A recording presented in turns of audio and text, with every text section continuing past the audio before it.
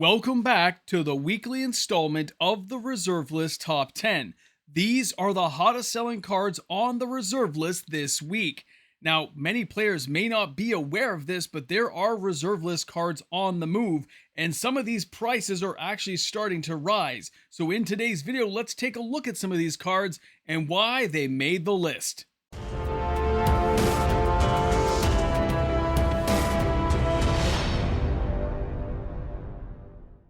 Today's video, we are going to be covering some surprising trends with Reserve List and some sales data to go over. Let's not forget that when we look at the Reserve List, there's 572 cards of fun, but only 10 cards make the list. I'm MTG Moxman, your host for today's video. A reminder, of course, you can follow and like and subscribe to my channel. You can also use my TCG Player affiliate link. It's found in the description of all of my videos. Now let's dive into today's video with the number 10 card coming to us from Antiquities. It is Candelabra of Tonos. This card had 23 sales this week. That's $20,677 of total sales volume, and this card is $899 off of the highs of almost $5,000 in some cases if you were looking for graded copies. Let's not forget that Antiquities is a really old set. There are other cards like the creature cards that can mimic what the candelabra does. You got the magus of the candelabra. There's options available if you want a cheaper card. But when we look at where this card is going, it has risen over $159 this month, and there's been smaller sales volumes continually on the secondary market, but it looks like the trend is starting to kind of hit the market in the supply and demand. This card is on the move. Now, our number 9 card. This is City of Shadows from the Dark. This has had a few position movements over the last couple of years. Right now at 31 sales and an average price of $57, that only represents $1,700 in total sales volume. That's nothing crazy or insane to look at, but this card has been over the $200 mark. This card does have uses even to this day in Commander, and there's no card that actually mimics it quite the same way. The idea of players dealing with this card is they usually have to strip mine it or just don't allow it to get any powerhouse movement going. This card's risen over $3.50 this month, which is about 10% of total movement, which is pretty nice. You can find this card cheaper on TCG Player, but when we look at the card and see it's been as high as $250, we do know where this card has been. We know where the history of this card is going, and the supply of this card is only dwindling each and every year, so it's a card to pay attention to. Our number 8 card is from Ice Age, and it is Jester's Mask. This card is only $4.24. It's a pittance for a Reserve List card that can do some really big things, which is why there's been a lot more sales than we've recently seen with this card. The 42 sales this week only represents $178 of total sales volume. This card fits into any Commander deck though, and if you have ways of untapping this or recursion, bringing it back from your graveyard, this card can mess you up. Now, I've recently seen this card used with River Song, to be able to go to your graveyard, get cycled back in with a Soldevi Digger, so you draw it every single turn and use it on all your opponents, making sure that they always have land. This is a mess up type of thing, but the card's only risen 12 cents, so even with the hundreds and hundreds of copies over the last couple of weeks, this card's actual market response is really quite small, which just shows you the overall volume of cards that were printed from Ice Age. It's going to take a lot more than those sales to put a dent in the price of this card. Now, for our next card, though, this is where it gets a little bit funky monkey. We've got the Serra Sanctum on the schedule here, and it's the second week in a row. 48 sales this week. That's $13,000. It takes the number 7 spot. This card is on the rise. It's had $270.85 of actual prices in average. You've seen them lower, like $220 for heavily played. I've seen some BGS copies still go for over $350, $400. But the Serra Sanctum, sitting in that sweet spot of around $270, is still considered an underpriced card for what it can do in the market. We have a lot more enchantments now than we used to have. And we have a lot more coming down the pipeline from Wizards of the Coast. And they don't care if it breaks this card. Now, this monthly change of $20, that's $19.85, that's a massive shift on this card, considering where it's been the entire last year. So this is a card that's on the rise. You need to pay attention to this if you have copies, because you might be able to cash in, or if you're a player wanting it, you might not want to wait much longer. Now, our next card is from Revised, And this one here is Braingeyser, okay? Revised edition, $14.99 a copy. This is kind of a surprise to be here this week. 52 sales. I think there's been some market conversations lately about this card. I know it gets played in Commander. I know we have kitchen table Magic users, vintage legacy players who like to play with it. But where and why has the market responded this way? Well, if you have bigger content creators talking about this card and bringing back that nostalgic kind of appeal to a card like this, you are going to see an increase in the sales. You're going to see players taking an interest and saying, oh yeah, I kind of forgot about this card. But let's remember, this card used to be 75, 80 bucks. And right now, it's like $15. But that monthly change of $1.33 I'm showing you on the screen, that is still a significant thing to think about, considering it just rose by about 8% in the last month alone. And by the way, our next card, guess what? Yeah, it's from Revised as well. This is Copy Artifact, Revised Edition, and this one has a lot more of a story to tell you guys. At 57 sales, that's $2,621.43. That's not a big market shift. That's not a big change, okay? This card usually has anywhere between 10 and 20 sales a week. We're just a slightly higher volume this week because of what this card always, well, it always has an appeal. It always has some sales. It just doesn't always make the top 10. But about this card that's interesting is it's actually still slightly going down in price, but the shift in this card has never really downshifted below.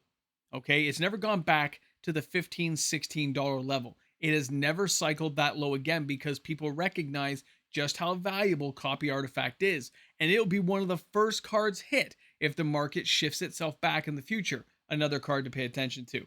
Now for our next card, again revised, we have Fork. Now this one here has seen quite a shift in the last month of about 10%. We see a card here with 62 sales or $2,126 in total sales volume.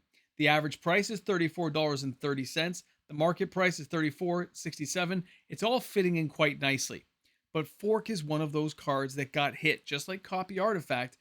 It was one of the first initial cards hit when people started really buying into revised cards that are on the reserve list.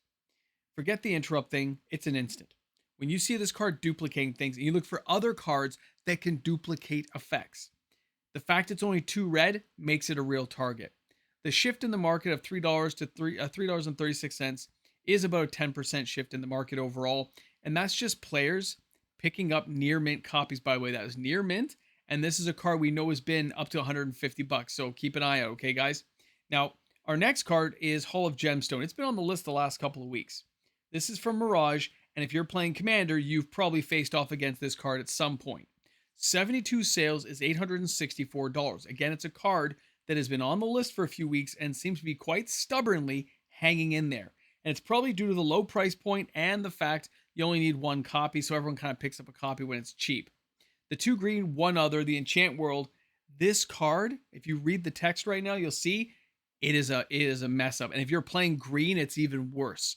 You are messing up your opponents massively. Now, although this price is still trending down, if sales continue in these volumes, you will see a net positive impact in the card.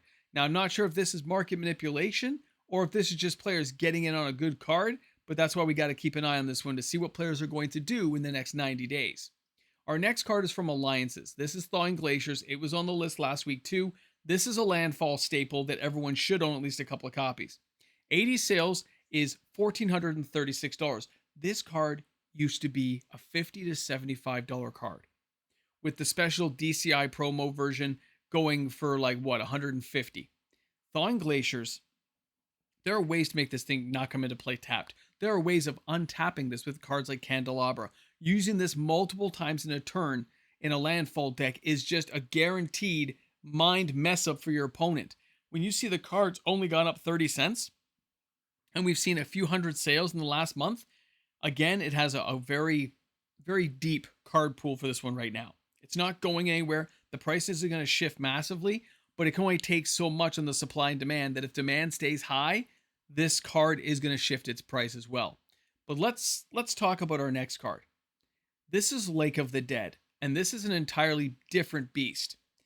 This has everything going for it. It's the number 1 card. It's got 112 sales, $9,700 of total sales action.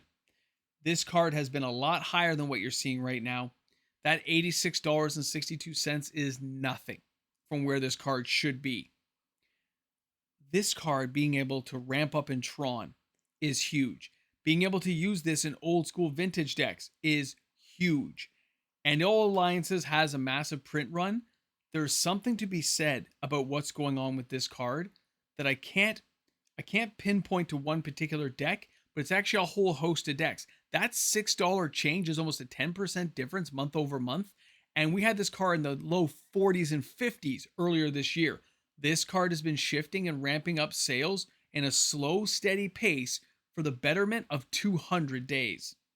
Never underestimate Wizards of the Coast and the decisions they've made to have aftermarket effects for cards like the reserve list, not to mention looking at bigger YouTube channels that can cause a nostalgic surge in sales for reserve list cards by mentioning things that a lot of players maybe have in the back of their mind, but doesn't get brought to the forefront until one of these channels mentions it. Now, when we're looking at the end of the video here, I want to mention a few things. The choices that Wizards of the Coast makes, the cards they choose to represent in the new mechanics. Valgos Lair is an enchantment land. Well, a card like Serra Sanctum basically had no real gameplay. It didn't get seen anywhere until we had Theros back in 2013. And even then, that card was like 40, 50 bucks. Since then, it continues to rise in popularity and the price tag has gone up and down, but it's overall always going up. Is it underpriced right now for the market? Is that price surge going to stay? These are questions even I can't answer. But if the card gets played and players believe it has that value, they're going to continue to buy it. When you look at speculators entering this market or nostalgic players grabbing a few cards, those are minute-long stabs. They don't stay long in the market space. They don't affect things. But it really shouldn't come as a surprise that reserve list cards are overall underpriced right now. And some of these cards actually have a lot of usage in certain deck types and deck builds, like thawing glaciers and landfall decks. These cards should probably be $50, $60, $100 cards. But there's some kind of stigma right now attached to many of these cards that is keeping the price artificially low in some cases, or landfall decks haven't had that spice up needed to make them really get sought after again and to be built with, which is something we saw this year with numerous reserve list cards, right? We saw Gushta's Scepter and stuff like that just take off like a rocket. And that was because of some of the deck builds that were possible with Modern Horizons 3 and other commander deck builds that came with individual commander decks this year. Never underestimate the choices Wizards of the Coast makes. They can mess you up. They can cause the market to surge in unforeseen ways, and that also includes the reserve list because it is an easily manipulated market. A small cabal group of people can do crazy things in this market. There's just no need to do it right now.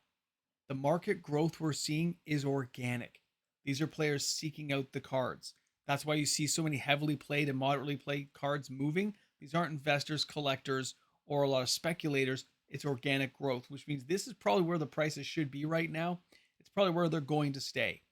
But a lot of these cards as well will rise in value when the surge in organic demand says, yes, let's go for this card. It's amazing. Wizards printed a new card that we can use. The scary thing will be if Wizards of the Coast makes another choice that causes another random card to surge on the reserve list. That causes that FOMO event, and it has players just diving in on a card and probably overpaying because the organic demand will actually dictate the price in the long run, whereas the surge pricing will be speculators and people flipping cards. Always be aware of this and pay attention to that market. A lot of times you don't have to buy the card now. You need to buy it when you need it. Now, guys, I want to thank you again for hanging out with me on my channel today. I look forward to seeing you all tomorrow for another video. Have an awesome day today. Hey, you made it to the end. You're here because you wanted to be here. You wanted to hang out with a reserve list video, and you said, I wonder what happens at the end. What happens in the credit scenes of videos like this? Well, you know what? We talk about the patrons, the supporters of this channel that make it happen each and every day. So thanks again to my patrons and my YouTube membership members, because you guys out there make content like this happen every day. I gotta be honest, I like just sitting here and chilling out with you guys. Welcome back to the Ramble Jam, but we're at the end. Now, there's a lot when you look at a reserve list video like today, the top 10 cards going up in price. A lot of players will look at those numbers and say they're not very big.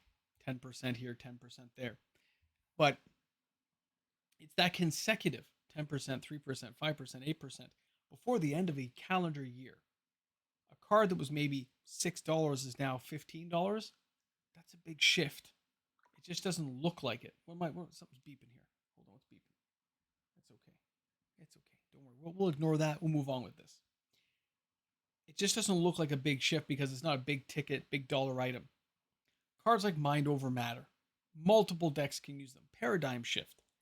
Crazy decks can be created with these cards, but they're dirt cheap. And people don't think about it, or they're not building that deck at this time. Cards like Thawing Glaciers are going to stay under $20 because there's been no card mechanic from Wizards of the Coast that causes a landfall deck to have to be created. But when they create a landfall card or something that spikes up a commander deck, you are going to see that card, Thawing Glaciers, go through a massive shift in price. So is it better to buy it now at like $12? Buy a couple of copies? Or do you wait and pay $50 when, it spikes and you have to pay the, FOMO tax, as it were?